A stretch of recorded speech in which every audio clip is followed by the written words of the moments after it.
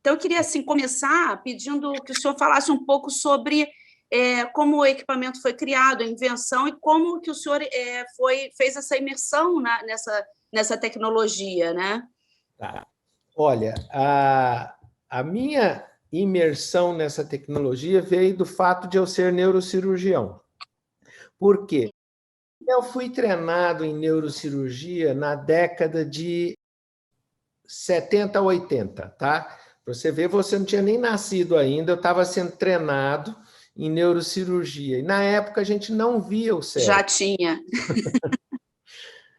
Então, a gente não via o cérebro na época, né? A gente só via sombras do cérebro, com a angiografia ou com a pneumoencefalografia. A gente injetava ar ou então injetava contraste nas artérias e viam as artérias no cérebro, com o raio-x comum.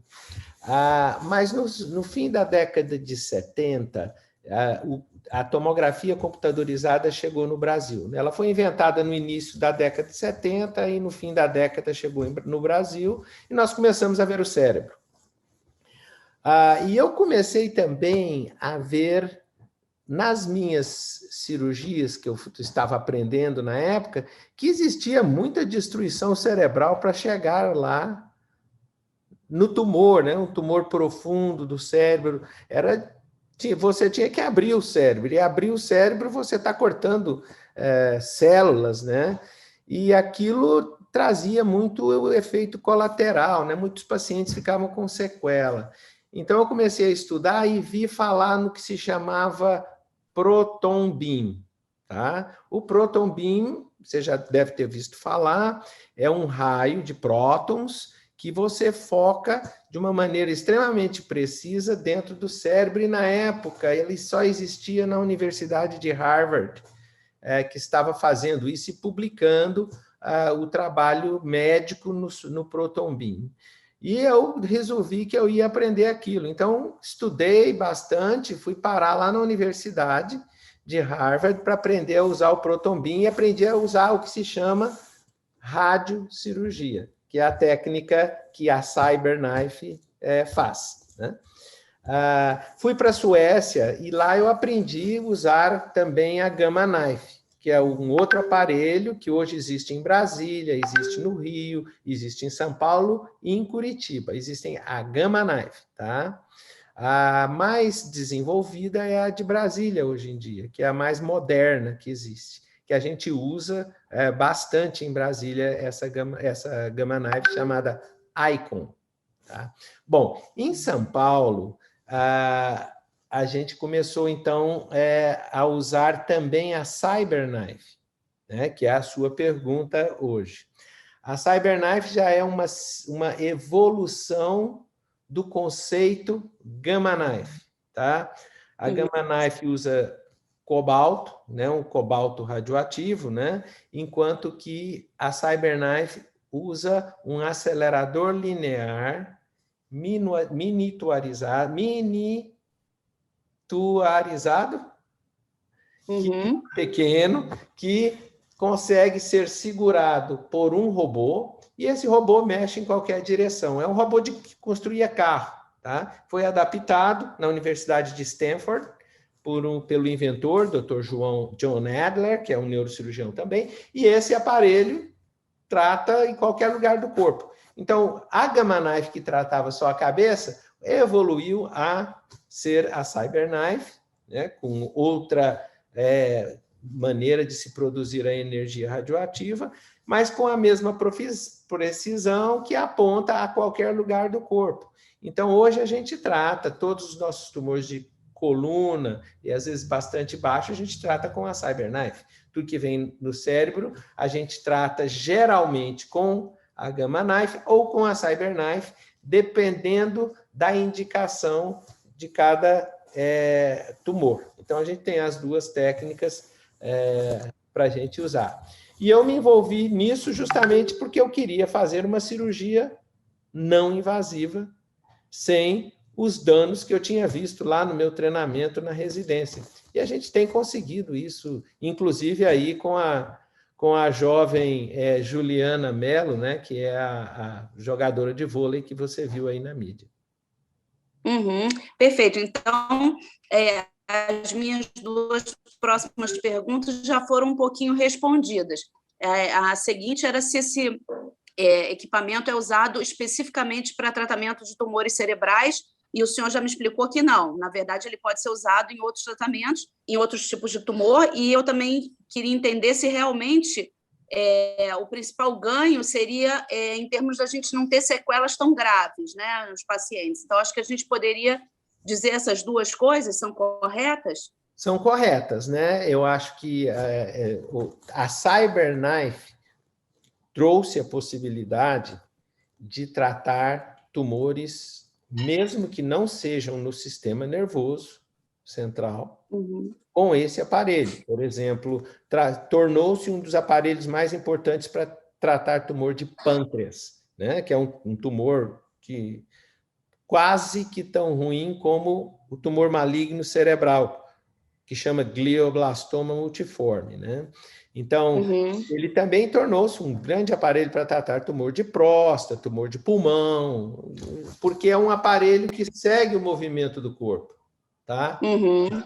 Então, se alguém está respirando e o tumor está dentro do pulmão, ele vai seguir o movimento do pulmão para não perder o tumor, tá? Então, é um aparelho extremamente preciso, desenvolvido para qualquer lugar do corpo, né? Então, a gente usa quando o tumor necessita de completa invalidação, que hoje em dia a gente chama isso quase que de uma cirurgia genética, né? Porque a gente destrói a possibilidade das células do tumor de crescer, né? Então, fica lá a cicatriz, que é o resto do tumor, que fica lá, não vai sair nunca, vira uma cicatriz, como qualquer cirurgia tem cicatriz. Isso, então, ficaria uma cicatriz melhor ainda, uma cicatriz interna que ninguém vê, né? Então, inclusive, esteticamente é interessante, é melhor você ter uma cicatriz interna sem nada a ver por fora do que um corte em qualquer lugar do corpo, né? E esses aparelhos oferecem isso.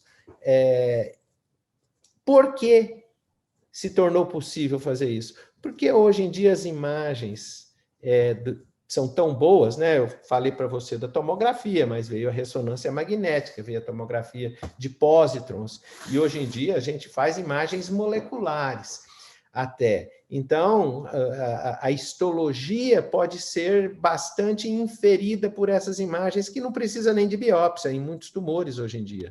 É tão típica a imagem nas ressonâncias, nas tomografias de PET, ou mesmo na tomografia computadorizada, que a gente já fala, não, isso aí é um tumor benigno, ou não, isso é um tumor maligno, né? Quando é um tumor maligno, aí nós vamos precisar, em geral, de uma biópsia, porque a evolução no tratamento dos tumores malignos é justamente uma evolução genética molecular, né? A gente precisa entender que tipo de molécula que essa célula maligna está produzindo e quais são as melhores quimioterapias existentes e como elas respondem à irradiação. Então, os malignos, hoje em dia, a gente ainda tem que operar bastante. Os benignos, a gente opera menos e só os opera quando eles são muito grandes, que estão causando compressão cerebral, que tem que só tirando um pedaço que melhora a compressão. Mas, que era o caso da jogadora, né? Quando os ela jogadores... estava tendo sequelas, né? Não, ainda não, porque ela não tinha, assim, ela fez o diagnóstico com um pouquinho de problema de balanço, mas isso melhora com a diminuição do tumor, tá? É muito pouca compressão. Eu falo em compressão importante quando já começa a perder funções da visão, tá? Uma afecção, realmente perder a audição. Aí, às vezes, a gente tem, sim, que tirar a compressão do tumor, tá? E isso nós estamos chamando de cirurgia híbrida, que também está aí na mídia, que a gente já colocou, que é usar todas as técnicas possíveis cirúrgicas convencionais, que é microscópio, navegação, endoscópio. A gente usa todas essas convencionais, preserva todas as funções do paciente, sem remover aquele tumor de uma vez, né? Então, tentando fazer o mínimo de destruição ou de abordagem possível, para depois completar o tratamento com a CyberKnife ou com a Gamma Knife. Tá? Então, essa é a cirurgia híbrida adaptativa que a gente chama, que a gente calcula durante a cirurgia como que nós vamos fazer a Gamma Knife ou o CyberKnife. Perfeito. Pegando um pouco aquele ponto que o senhor falou, que o tumor não é eliminado, ele é invalidado, né, geneticamente. No caso de tumores malignos, como é que é esse acompanhamento do paciente depois? Que não seria o caso da jogadora, mas um caso de um tumor maligno. O tratamento, imagino que tenha que ser continuado de outras formas, correto? Bom, infelizmente, os tumores malignos, hoje em dia, a gente ainda falha bastante, né? Claro que já tem alguns curáveis, né? Principalmente aqueles tumores sanguíneos, né? Leucemia, algumas delas estão completamente curáveis. Mas os tumores malignos cerebrais, tumores malignos de coluna, né? Que são os que eu posso falar mais a respeito, esses tumores, eles são infiltrativos no cérebro. Tá? Ou eles são tumores metastáticos, né? Eles podem espalhar em várias regiões. Então, para se tratar ele completamente, a gente acaba tendo que destruir funções, porque ele infiltra nas funções cerebrais. Né? Então, nesses casos, a gente tem que seguir esses pacientes de 3 em 3 meses, com uma ressonância magnética, porque quando a gente vê que vai falhar e aonde vai falhar, a gente pode complementar o tratamento. Ou, se necessário, com uma cirurgia para remover aquilo, ou com a Gamma Knife ou CyberKnife para parar que aquilo cresça naquela direção. Tá? Então, quando a gente aplica a Gamma Knife e a CyberKnife, não significa que você não pode repetir o tratamento. Pode sim, é extremamente focal e no tumor. Quer dizer, nós não estamos afetando outras áreas cerebrais. Então, se aparecer um tumor metastático em outra área, ou se o tumor maligno primário do cérebro desenvolve para outra região, a gente pode ir lá tratar. Tá? Com a Gamma Knife, sabe? Perfeito. Eu queria agora entender, assim, para fechar mesmo, como é que está a difusão dessa tecnologia no Brasil e os próximos passos, assim, em termos de difusão mesmo. O uso dela contínuo, né? Se o senhor acredita que vai ser uma técnica realmente que tem possibilidade de difusão. Queria saber também um pouco um panorama de quantas pessoas são operadas por essa técnica, porque eu entendi que o NanoKnife está realmente começando. A gente teve a primeira intervenção agora em fevereiro, mas, pelo que o senhor explicou para mim, a CyberKnife não, já é uma técnica mais difundida, correto? Correto. A Gamma Knife foi inventada em 1968. Quer dizer, nós estamos aí com quase, quantos anos? 20, 30, já. 50 anos.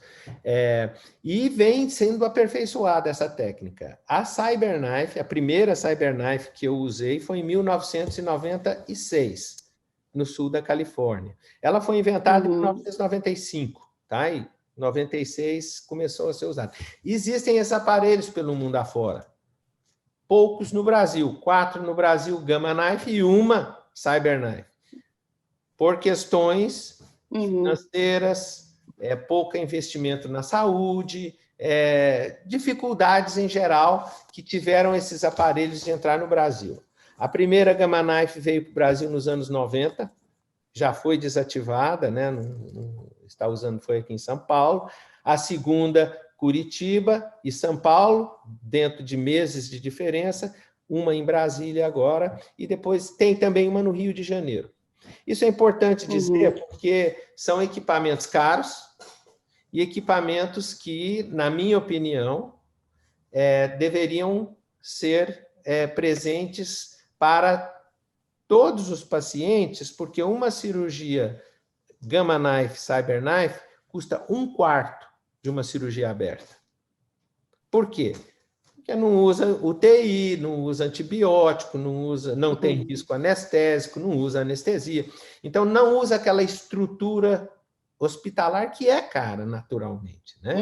E, em vez de ser usada por esses pacientes que têm esses tumores que podem ser tratados com Gamma Knife, poderiam estar sendo usados por outros pacientes, inclusive os nossos queridos pacientes aí com Covid, que não está tendo UTI para tratar. Cirurgia neurológica precisa UTI, né? Eu não opero o cérebro de um paciente e coloco em qualquer lugar, eu ponho na UTI, porque tem que ser bem monitorizado. Então, existe uma incapacidade de tratar todos os nossos pacientes neurológicos, porque as cirurgias são caríssimas, né? São caras realmente, e nessa tecnologia avançadíssima, que não é barata, mas é avançada, e trata muitos pacientes por um preço muito menor. Quer dizer, paga-se assim mesmo, né? Então, eu tenho feito aí um grande movimento para trazer mais e mais alta tecnologia para o Brasil. E para tratar doenças neurológicas com a qualidade de tratamento que é necessário, né? O cérebro, ninguém quer que ninguém mexa no cérebro dele, né? Porque realmente é o órgão, né? Que nos faz existir, né? Talvez seja o local da alma, a gente ainda não sabe, mas é que traz realmente a nossa personalidade, a nossa inteligência, a nossa cognição. Então, esse órgão tem que ser tratado por aparelhos precisos.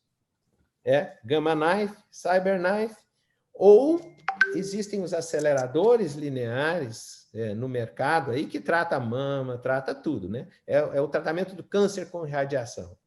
Esses aparelhos, eles têm o potencial de serem precisos, mas em geral não são, porque eles passam o dia inteiro tratando 40, 60 pacientes por dia, e nós temos uma grande deficiência desses aparelhos no Brasil, né? Não só no sistema público de saúde, mas também no sistema privado. Então, esses aparelhos estão trabalhando demais e eles não são precisos, portanto, o bastante, né, para se fazer um tumor delicado, que demora aí 4, 5 horas para tratar. Eles estão tratando pacientes de 15 em 15 minutos. Né? Então, é realmente um volume muito grande para se fazer com precisão. Então, no Brasil, hoje, essa qualidade de tratamento existe aí dentro da nossa mão, tá? E nós estamos aí trabalhando e fazendo um grande esforço, tem tecnologias novas vindo aí, né, com as vantagens da Gamma Knife, as vantagens da Cyber Knife, com preço mais adequado, né? Porque tecnologia, todo mundo tem um desse, né? Era caríssimo, né? Primeiro computador. Eu vi o primeiro computador, eu tinha 28 anos. Olha aqui, qualquer criancinha hoje está usando, e toda a população mundial hoje usa o celular, né? Tanto que a nossa entrevista está sendo feita no celular aí do seu lado, né? É verdade. Né? Então, realmente, essa tecnologia tem que espalhar pelo país.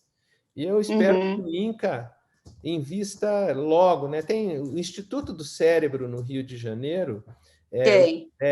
O doutor Niemeyer, lá, Paulinho Niemeyer, ele fez um trabalho muito bom trazendo uma Gamma Knife para o Instituto do Cérebro, né? E está sendo usada, né? O doutor Marcelo Reis é um neurocirurgião que trabalha com a Gamma Knife lá, uma pessoa excelente, tem feito bom trabalho. Então, as coisas melhoram com o tempo, né? Tem a necessidade de se treinar pessoas, né? Não adianta trazer aí uma Cyber Knife se nós não temos o físico que saiba usá-la, se nós não temos o radioterapeuta que saiba usá-la, se não temos o neurocirurgião que saiba usar, né? A enfermagem, uma quantidade de capacitação necessária que a gente tem promovido, né? A gente tem aí ensinando neurocirurgiões pós-graduados que têm interesse nesse tipo de tecnologia. A gente tem treinamento, né? Um treinamento de 1 ano aí que, no mínimo, eu acho que é necessário para a pessoa realmente dominar a técnica e levar para o seu local de trabalho, né? Nós temos aí treinados no Ceará, em Recife, temos na Bahia, temos em Goiânia, temos agora a gente tem ido bastante em Brasília também treinando pessoas, tem treinado em Porto Alegre, tem já em Santa Catarina, claro, aqui em São Paulo, em Curitiba. Quer dizer, eu tenho feito esforço de ensinar a técnica aí o máximo que a gente pode e capacitando pessoas para que a gente possa dar bons tratamentos, economizar os reais da saúde, né? E evitar aí encher o hospital com doentes neurológicos, porque às vezes, infelizmente, uma dessas cirurgias neurológicas colocam pacientes na UTI que ficam meses, se não anos, né? Dentro da UTI. Nossa. E nós estamos precisando de leito, né? A população está chorando aí por leitos de UTI, né? É verdade. Doutor, da minha parte aqui, as perguntas foram cobertas. O senhor teria mais alguma consideração que achasse importante para incluir? Sim, eu acho que uma coisa que eu queria dizer é principalmente em relação aos jovens. Tá? Eu quero que os jovens se dediquem à nova tecnologia na medicina, principalmente na neurocirurgia, que é a minha área, que existe muito que a gente pode fazer de melhor do que é feito hoje com um bisturi na mão, tá? Ou com um microscópio na mão. A gente pode ajudar as pessoas imensamente. É necessário saber usar o bisturi, saber usar o microscópio, isso é básico, né? Para o neurocirurgião, como é básico para o cirurgião geral saber cortar, costurar e tudo. Essa medicina precisa, sim, aprender na escola de medicina e na residência básica, mas aprofundar-se para usar a tecnologia para melhorar aquilo que ele aprendeu. Não é só repetir o que se aprendeu, é melhorar o que se aprendeu a vida toda, né? E isso é a dedicação que o médico deve ter. Tá ótimo, muito bom. Muito obrigada, doutor, pela disponibilidade. Sei que o dia é corrido. Tá ótimo. Obrigada pela entrevista. Muito obrigada.